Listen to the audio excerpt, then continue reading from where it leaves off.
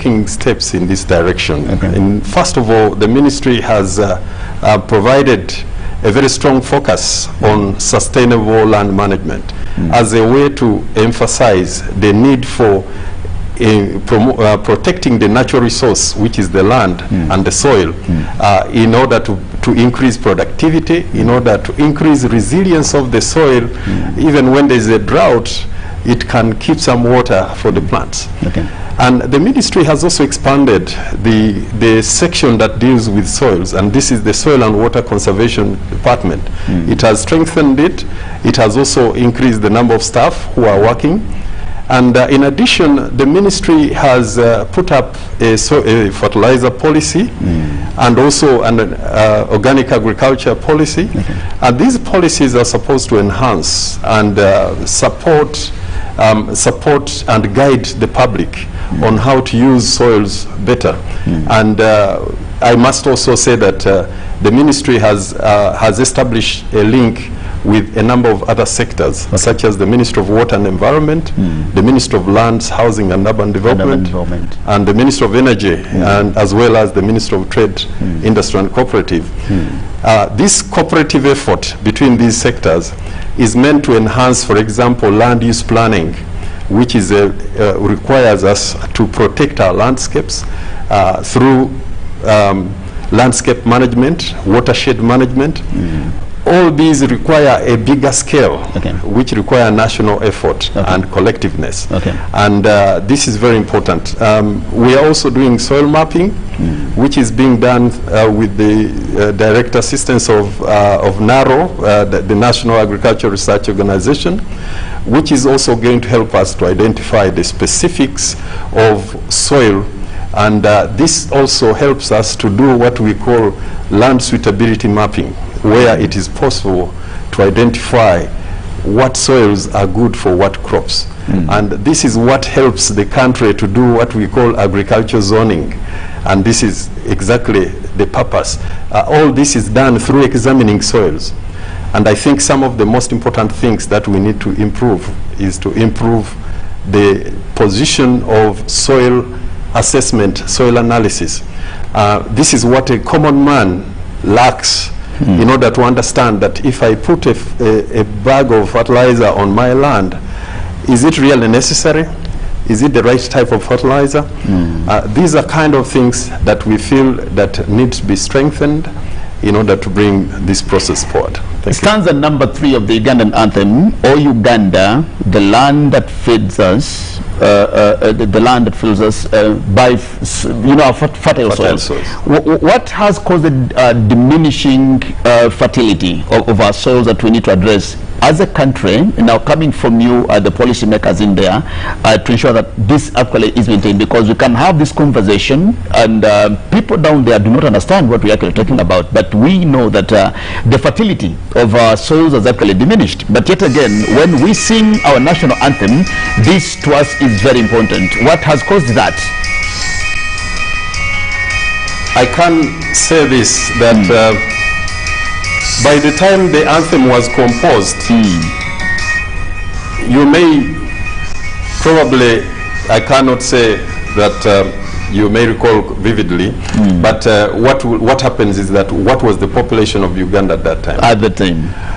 And when you look at the population of Uganda today, when you look at the scramble for productive land today, you must appreciate that we need to be very committed as Ugandans to stand to the anthem. And this is what the Ministry of Agriculture is striving and struggling to do. And one of the things that we're looking at is how do we help Uganda to meet, for example, the Abuja Declaration. 206 Declaration. Where in 2008, the average fertilizer use for Africa was 8 kilos per hectare. And a declaration was made that by 2015, Africa, all African countries should struggle at least to make sure that we have 50 kilograms of fertilizer per hectare. I can assure you this was not met as yet. And for Uganda, we are quite far from that. I would like to say that... and just, I think a few countries have only managed to do what the Abuja Declaration said. Exactly. Yeah. Many African countries have not reached there. Exactly. Not only my country, Uganda, but I know that so many countries have actually not achieved that yet. Yes, I wanted to add something to that. That Uganda, Africa in general, we are the most expensive market for fertilizer. And that means that the availability and the cost is also another factor prohibiting its use, the use of fertilizer. And when there is no demand, there is no supply. We are the most expensive market? Yes. To mean? Exactly. If you talk to a farmer, if you talk to a farmer in other continents, and you ask them how much they afford their fertilizer, it is quite cheap.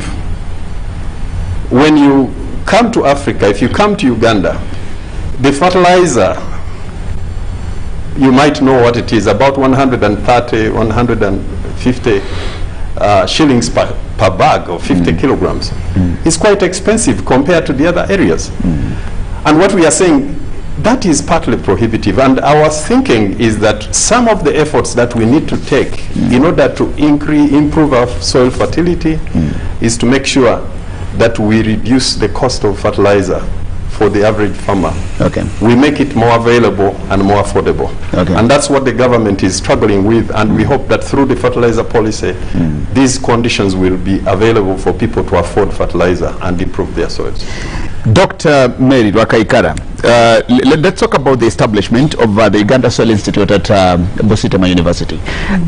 Once this is actually put in place, we just want to know, how is it going to help us achieve all these issues that we talk about here today? Because my brother Moya here has actually invoked the Abuja Declaration. Now, before we could actually conclude, or before we could implement the Maputo Protocol, that also they did talk about how much we need to put into agriculture and all the things, then of course the Abuja Declaration also comes in here, and looking at all the things with the aspirations of ensuring that we manage this particular resource. The establishment of the Soil Institute at Bositema University, how much of this, or how is it going to help us manage the crisis that we are in with the soils that we have today? Thank you very much, Mr. Jagenda. That is a very relevant question which you have put to me and the panel in general. The proponents of the Soil Institute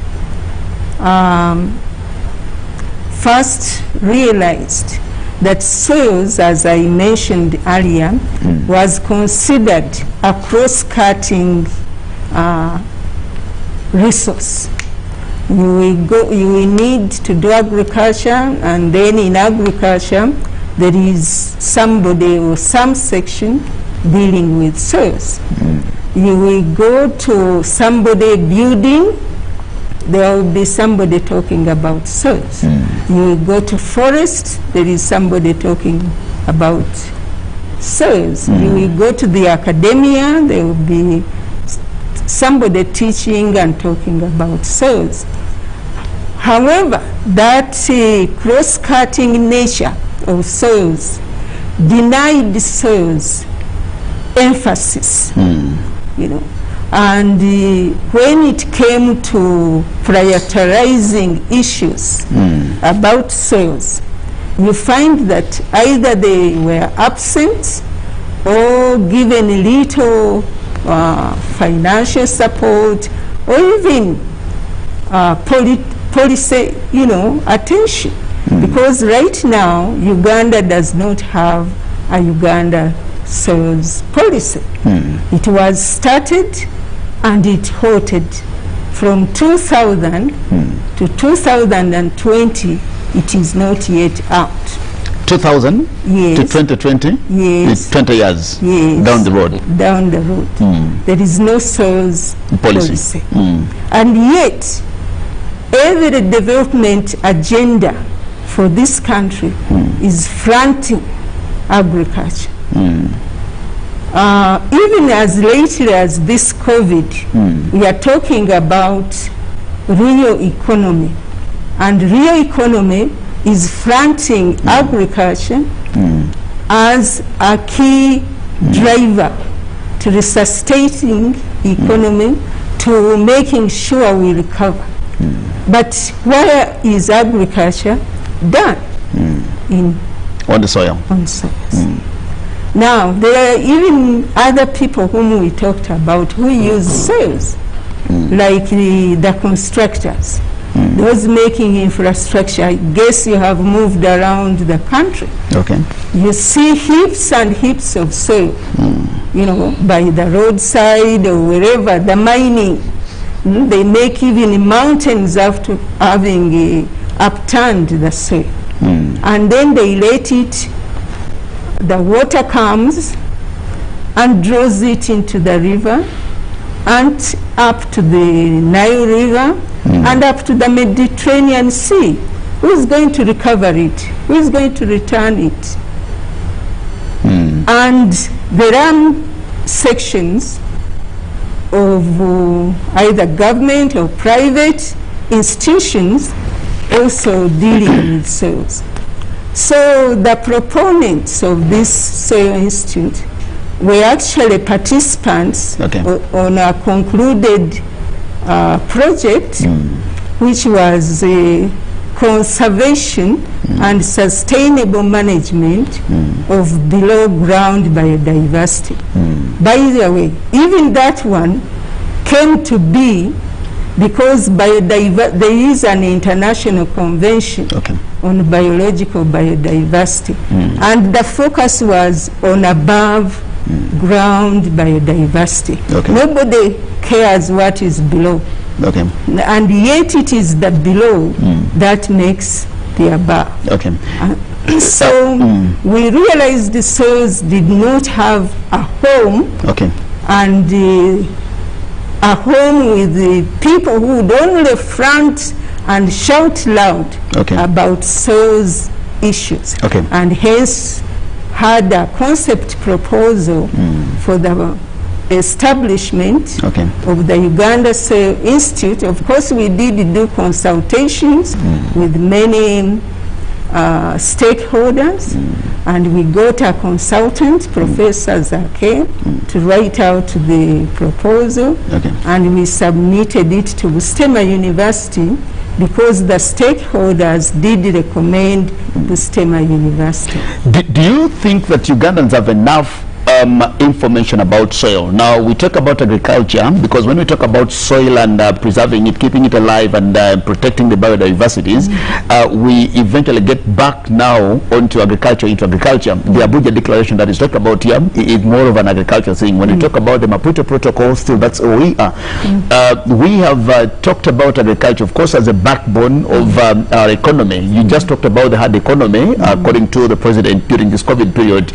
What defines the hard economy and what we call the pleasure and leisure economy? Now, agriculture is one of those that we cannot do away with. And looking at agriculture itself, all the people who are involved in this thing, both the small agriculturists and those who are doing it on large commercial scale, do they have enough information about soil? And you will all help me understand this. In 2016, of course, we got the fertilizer policy, for example. How much of this information is available to our farmers? And in this discussion that we're talking about here today, I want to see and know where the farmers are, because this concerns them, you, the academia, the academicians, the technical people. We'll do all the things to ensure that we actually protect this. But at the end of the day, the jargon as the semakulas doing agriculture and doing all the things, do they have enough information about all the things? I'll start with you again, Dr. Rakaikara. Thank you very much, Mr. Jagenda again. I think the end users may not have sufficient information. However, the ministries concerned and the academia have been generating information. And some of them, the problem which we noticed, that because soils were considered cross-cutting, and therefore were relegated to projects, which projects had a lifespan, and sometimes when whatever results are generated, they are shelved or not widely disseminated. Probably the problem is not only for Uganda, but probably globally. That's why we see that the world had to come up with this day, that really, do we understand soils at the same level? And when they get degraded, do we all understand how to restore the productivity, especially if we are talking about agricultural soils? Do we understand what are the available interventions? Are they affordable? That is why this day is an important day globally, and more specifically for the African continent, which is having almost 2/3 of the arable land, still imports food. Sometimes you hear of famine and so on. So we need to see that. I will also say this, at the farm level, the productivity or the yields are a third of what would happen at an experimental station. And what used to happen in the past, as he says, my colleague, that the population was low, people practiced what we all learned in the primary, secondary school, shifting cultivation, which is now not very possible, because the land is fixed and the population is increasing. So this day we come out to say, let's sensitize people. Unfortunately, this seems academic. Like yesterday we had an e-conference, and one person from UNEP in Nairobi called and said, but you are talking to the converted. As you have also said, how do the farmers know what you are talking about? I felt concerned, but I remembered, I'm a Christian, that Jesus had 12 disciples. And when he was about to go, I think the Holy Spirit converted others. So it is important we get more converts, those who are converted, and we go and preach. 2,000 years we are still teaching. From the 12 we have a billion also. To you, Dr. Eko Justin. Yes, there is some information on soils. There are prominent scientists who have been doing a lot of work at Makerere and other sister universities doing research on soils. However, what I think I can observe is that most of this information is scattered. Scattered information? Yes, it's found in some journals, maybe theses and dissertations of graduate students and so on, and maybe in bulletins of some few organizations. So this information that's available, we need to have mechanisms that brings this information together. But in addition, we need to generate more information through organized research, and then go ahead to disseminate this information through outreach activities, but also have tailor-made training courses for the farmers, so that we can reach as many people as possible. Do we understand soil the same way, or we understand it differently? I think it's different. There are really different levels at which we understand soil. At some level, we talk about soil as a living, as a living thing. Others see soil as just some mass, some fixed mass, and therefore they are not conscious that human activities can affect the quality of the soil, and that can also affect the outputs of the soil in terms of the crop and so on. So we need to continue creating awareness through various platforms so that we are able to reach as many people as possible. Okay. Mr. Moya, on those two issues, whether we understand soil the same way, and then my prior question, or my first question of the issue that I talked about of cascading this information to what Dr. Rakaikaria talked about, the converted already. Yeah, I want to say this, that in the rural where we see most of the farmers living, there is a lot of exchange of information between farmers.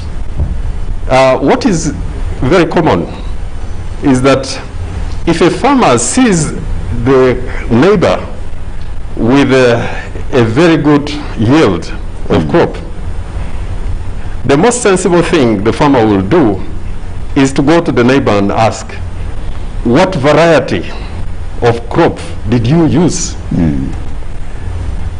He is very unlikely to ask, what have you put in your soil that has enabled you to get this yield? And therefore I agree with you that there is a very, very big lack of awareness in terms of how the soils contribute to productivity and how enhancing them will actually improve people's livelihood.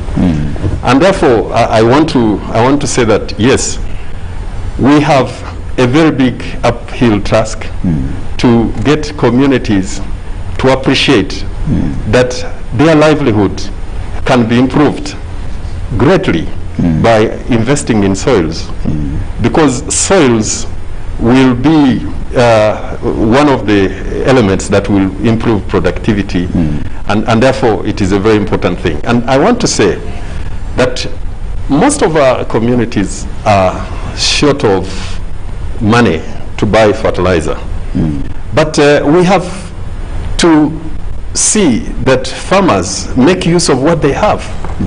The manures are quite plenty in the villages, and we see that many of the communities have not taken advantage of these manures. And it is also important that we raise awareness about these manures and make it possible for them to use it in the best way possible. I would like to therefore say that it would be a good idea for us to look at how best we can improve one, manure management. And we know manure is bulky. We know that manure requires transportation from the gardens, and we know that most of our farmers, their holdings are getting smaller because of high population. And therefore I believe that manures constitute a big opportunity for the rural community to use, and therefore we must raise awareness, and also we ask research to support to really support in improving the way manure is worked on. Secondly, the issue of soil testing. Soil testing is a service that is still limited to a few universities, a few research institutions, and therefore there is a big gap to determine what is lacking in the soil. Without doing that, it is a problem for a farmer to be sensitized. If a farmer does not know what is lacking in his soils, he may not be readily aware about what he needs to do about it. And therefore, our view now is that let us do our best to provide these services, to expand the soil testing capacity in the country, at least regionally. so that more farmers can get the knowledge about what is lacking in their soils, and therefore be able to be sensitized about what they need to do about it. You just made a very good point of the testing of the soils itself, and all of you will actually help me in this particular one. The soil taxonomy, is it the same globally? Is it the same across board, or like we say, we zone the country and know that this particular crop is actually good in this region, this particular crop yields in this region, and this particular crop does not come here? How about the taxonomy of the soil itself? Is it the same everywhere, that the soil in Karamoja is the same soil in Buganda, is the same soil in Ankole, is the same soil in Bunyoro and everywhere? Or we also have these classifications that people need to know as we talk about soil, the soil day. To you, Mr. Moya, in just 2 minutes. I would like to say that there is a very big difference in the way soils are structured worldwide, and I must say that our specific, this is why we do a specific soil mapping for our specific soils. So have we done it in Uganda? In Uganda, have we mapped our soil? Okay. The last completed soil mapping was done in the 60s, and right now there is an ongoing process that is not yet complete, but it is being spearheaded by NARO. And I want to say the importance of this is that it helps government and stakeholders to do what we call land use planning. We are assisted by what we call land suitability mapping. And land suitability mapping is by first of all examining the soil and its potential and what it can do in a specific location. And this is what we believe that when the new set of soil mapping is completed, it will enhance. The government has in place a land use policy, and we believe that this is going to be now very easy for us to do land use plans for everywhere. Thank you so much, Mr. Moya. Dr. Rakaikara, on that particular one. Well, your question is pertinent, and especially when I go back a little, when you asked, do we understand soil the same way? The same way. Soils, like probably other things, derive their nature from the parent material. And as we know globally, even at local level and so on, the parent materials differ. So the parent material from which soils form are the resident rocks. They weather. I think most of us in school learned about weathering. And that weathering process does not take 1 year, 2 years, 10 years, 100 years, but thousands or millions of years. So soils have been weathering. And Ugandan soils in specific are weathered, are highly weathered. They don't have nutrient or weatherable minerals which are plenty.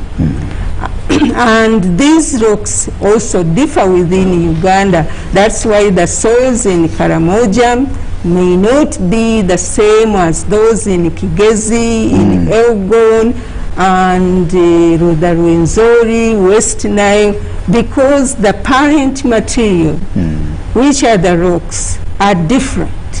In fact, soil scientists, we also need to understand the geology, and then sometimes they talk of the geomorphology of soils. So even within Uganda, we have different soils.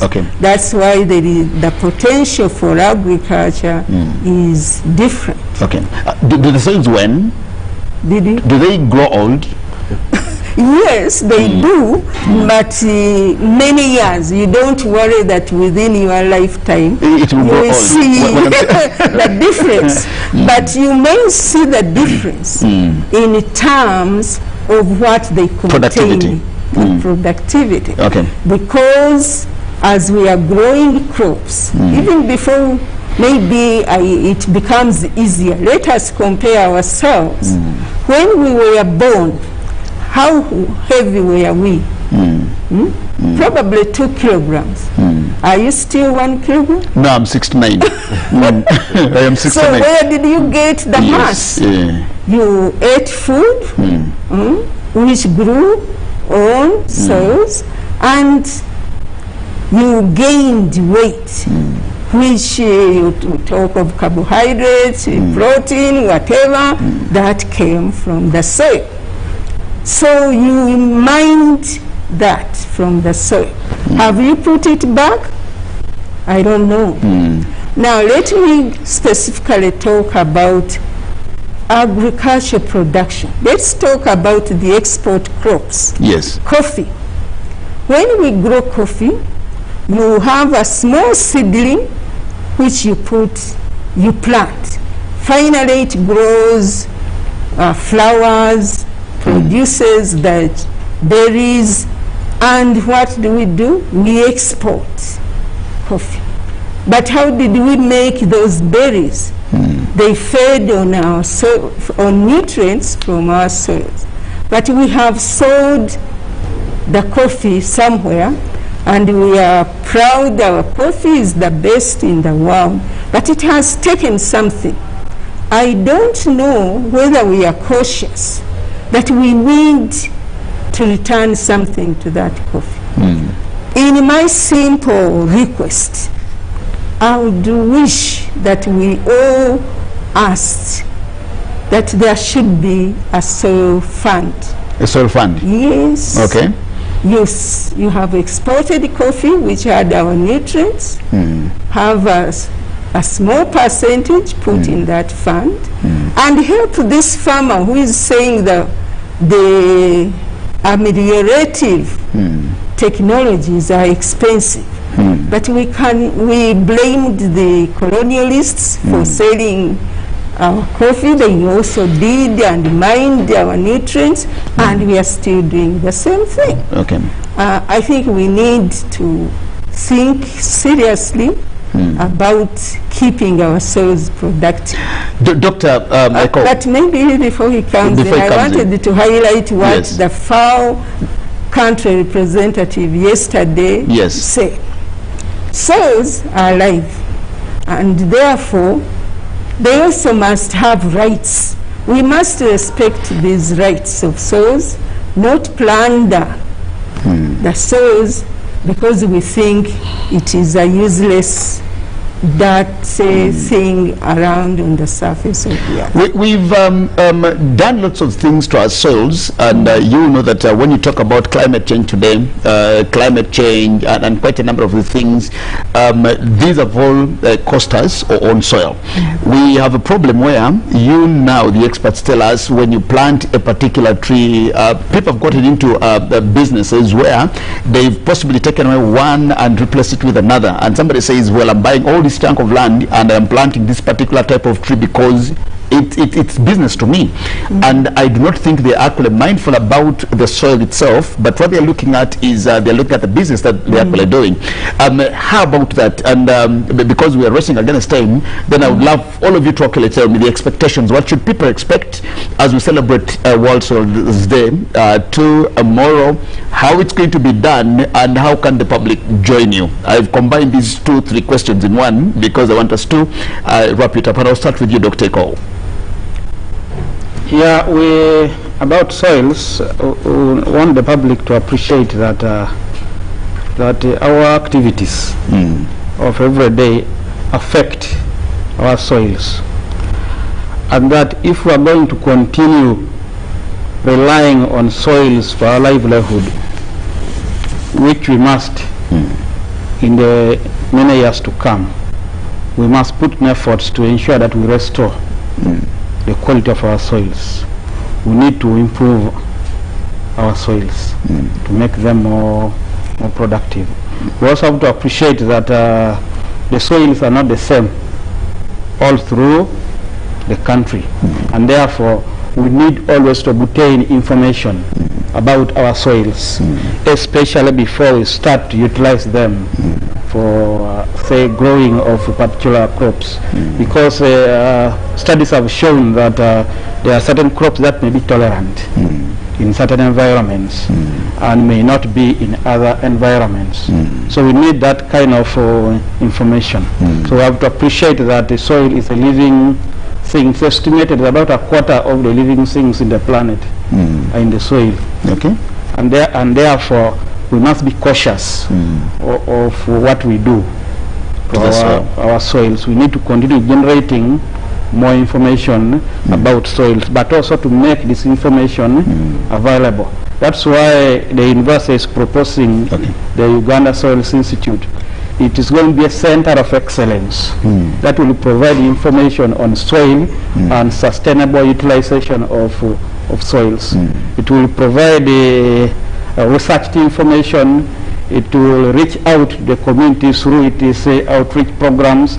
It will undertake training of farmers in how to maintain soil fertility, and it will also train scientists that will continue to enhance our understanding about soil. So we appeal for support. We are already getting a lot of support from various partners, from government, from FAO and others, to ensure that this proposal of Uganda Soil Institute will be realized sooner. Well, thank you so much. Dr. Atkurakaikala. Yes. Thank you very much. As you asked, what should we expect the population to do or to take away on this World Soil Day?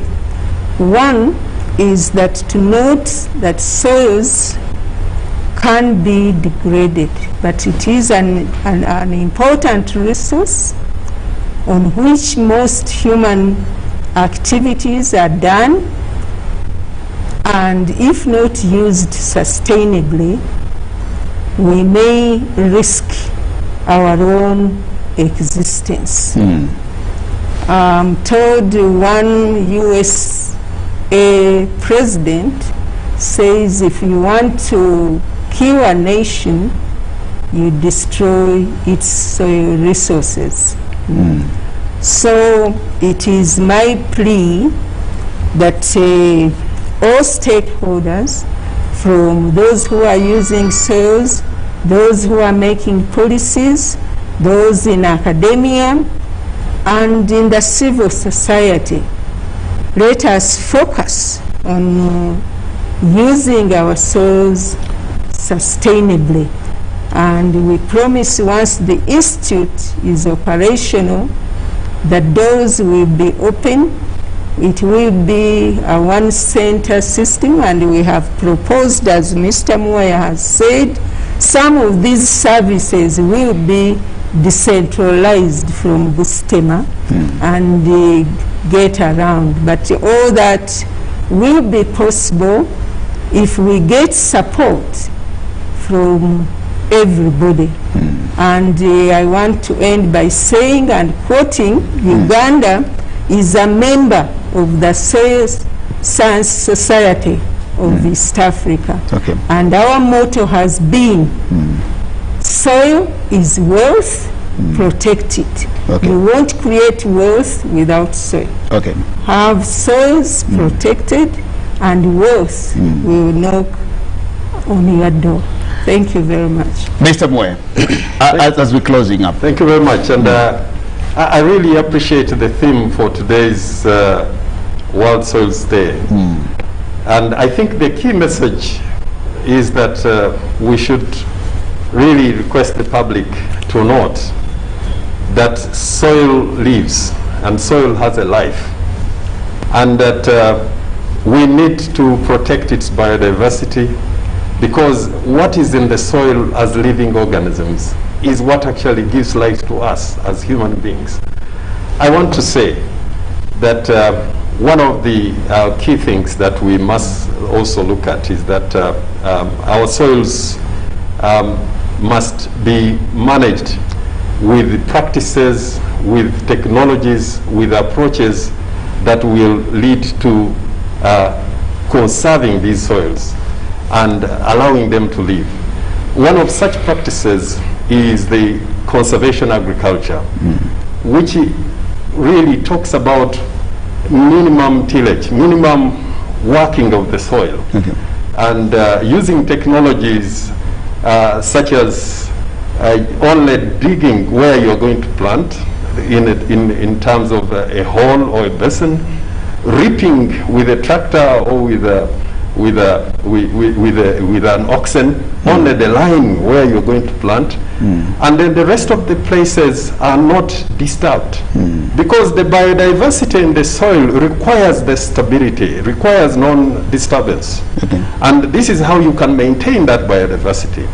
The other second point is that soil always requires cover. Once you cover the soil all the time, you will allow its life to continue down under there, and it will allow the biodiversity in the soil to continue being alive. Once you disturb the soil, once you don't cover the soil, you cannot maintain the moisture in the soil. And all these are very important principles that we must apply. And therefore, my key message is that, one, we must try to adopt these practices.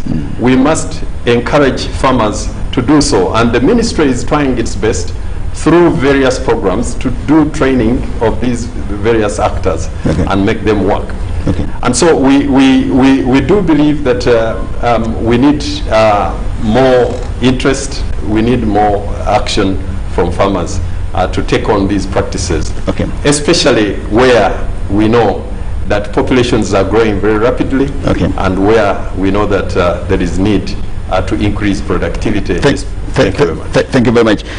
Dr. Rakaikara, in just 1 minute, you have something burning that you do not want to go out with. Yes, please. Thank you very much. I wanted to express our gratitude to some people and institutions which have supported us while getting this done.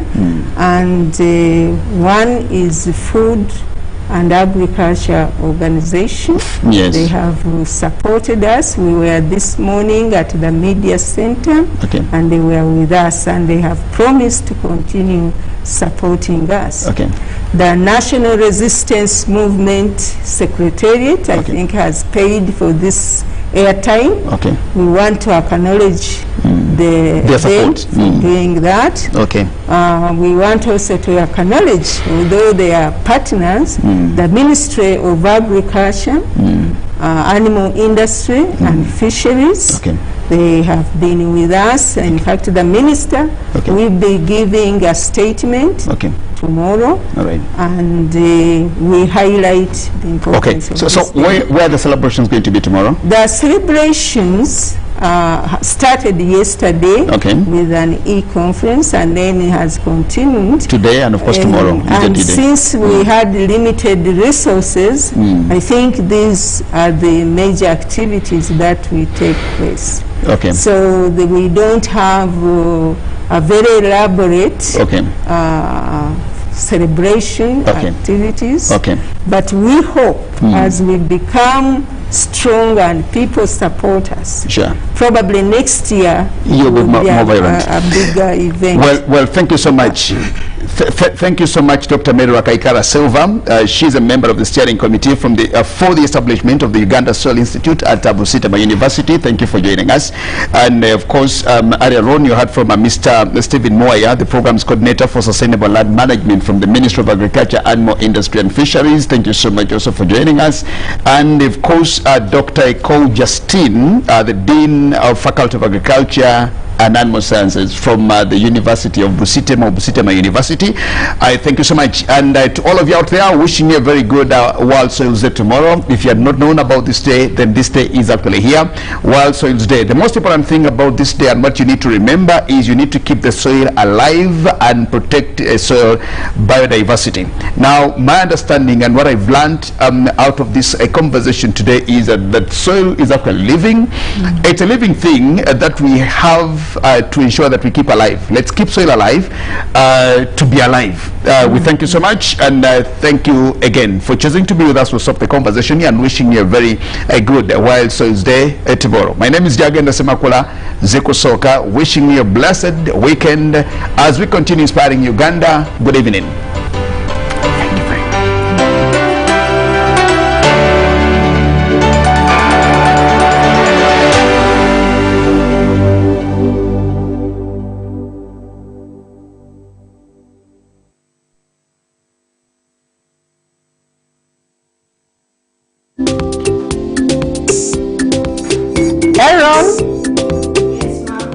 Your online classes are about to start. Do you have your writing materials ready? Do you have your notebook ready, your sharpener, your rubber, your ruler? We need to put off things that may distract you during the lesson so that you pay attention to the teacher. By the way, this is your new classroom environment. The teacher will be bringing you lesson online. Respect them. Yes. Dear parents, make sure that the children's gadgets are fully charged.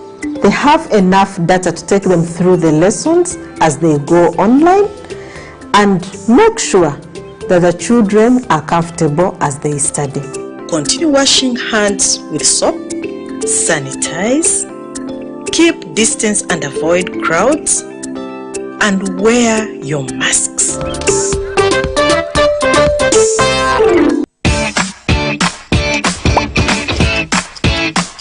Welcome to English in a Minute. Every language has weather-related expressions. Two common weather conditions are rainy and sunny.